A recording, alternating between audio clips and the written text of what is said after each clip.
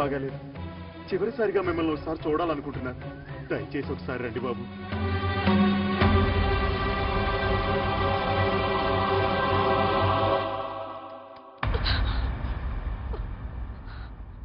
అమృత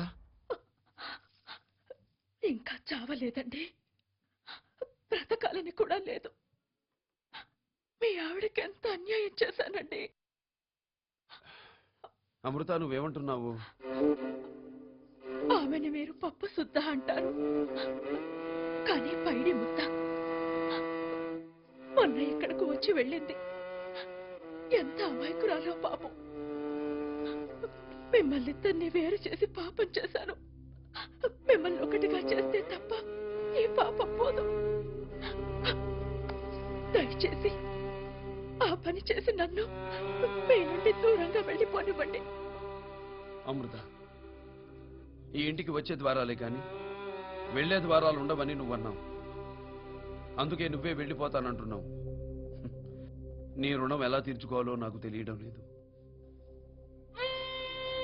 ఈ రోజు మా ఇంట్లో కృష్ణ పూజ చేశాను.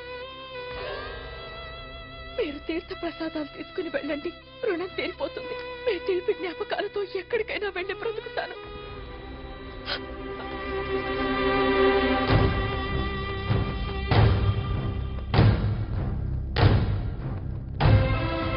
కృష్ణాష్టమికి కృష్ణ తులసితో చేసిన ప్రసాదం.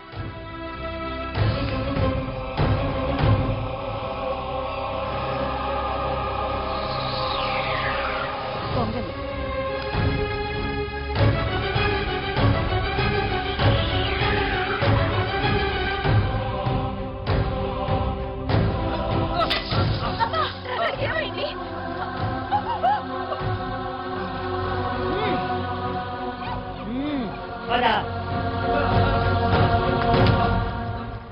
ఏమైంది బాబు?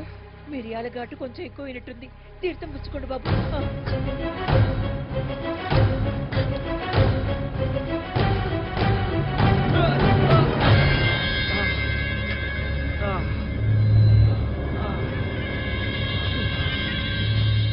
వశీకరణం మొదలైంది.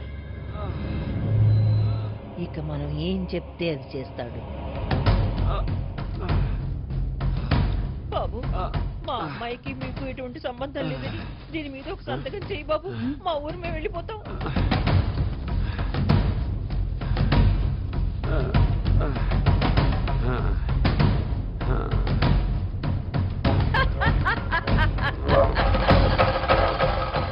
ఏమిటా నవ్వు? ఒరేయ్, నీ కడుపులోకి వెళ్ళింది కాలకూట రసాయనం. అది కరిగేదాకా చిన్న శబ్దాన్ని కూడా భరించలేదు. చీమ చుటుక్కుమన్నా కూడా చెవులో పిడుగుపడ్డట్టు కకావికమవుతావు.